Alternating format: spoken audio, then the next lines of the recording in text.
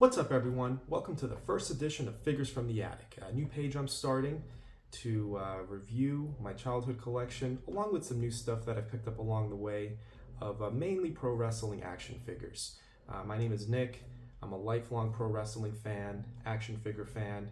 As far as pro wrestling, I remember being 6 years old, way back in 1996. Just do the math on how old I am. Going through the channels one night, came across channel 43.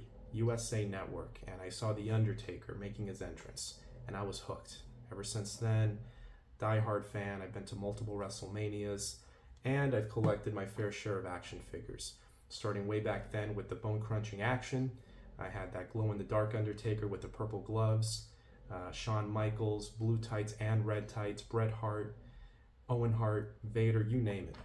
And along the way, I've picked up a lot of stuff that I'd love to share with you guys.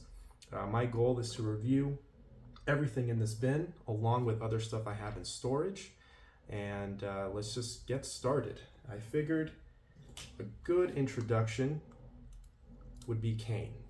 Kane is one of the legendary wrestlers from the 90s, 2000s, and he's had a ton of action figures. As they say, he's very toyetic, what with the mask and, the dark, brooding tights and look. He's a legend for a reason. So this particular Kane action figure came out in the year 2000. This is from my childhood collection. He's got quite a bit of wear and tear on him. You can see some scuffs on there, loose joints, loosey-goosey. And he's from the Titantron Live series. I was never really a big fan of that series. I always thought the joints were a little janky, a little tough to move. He was hard to play with. You can do a choke slam good. You can not really get the leg up to do a big boot. You see it kind of stops right there. So it wasn't very playable, but it does look nice on display. And the Titantron Live figures were known for having these pegs at the bottom of the left foot. And you would buy the Titantron playset, basically an entrance stage. You could put the figure on there, and it would play like 15 seconds of their entrance theme. So it was a good idea, not quite a great execution on the idea just based on how the figures came out, but it is what it is. My favorite part of this figure in general would be the mask. I mean, it's a Kane figure, you gotta nail the mask, and they did. I like the inverted black and red design that he started wearing during this time, along with the tank top look compared to the single long sleeve. Obviously, I prefer the debut look. That's iconic.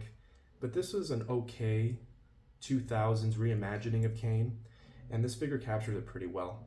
As you can see, I guess back in my FigFed days when I had my league, my own promotion, I guess at some point I painted his hand red or black just to give him a different aesthetic for some reason. I don't know. And his one single black glove over the years started becoming more of a fingerless glove. You see some of the paint wore off over time. But in general, overall, I give this a solid 6 out of 10. If it had better articulation, if it wasn't so tough to move, I would bump up the score, because the attire, the mask look great, the hair looks great. I mean, honestly, the hair mold on this looks better than a lot of the Mattel figures you see nowadays. But just the fact that it's not very playable, which as a kid, obviously that's how you judge these things for the most part, I can't go higher than a 6. But stick around, like, comment, share, subscribe. Let me know how you think I'm doing. If you like pro wrestling, if you like figures, come on in, let's do this.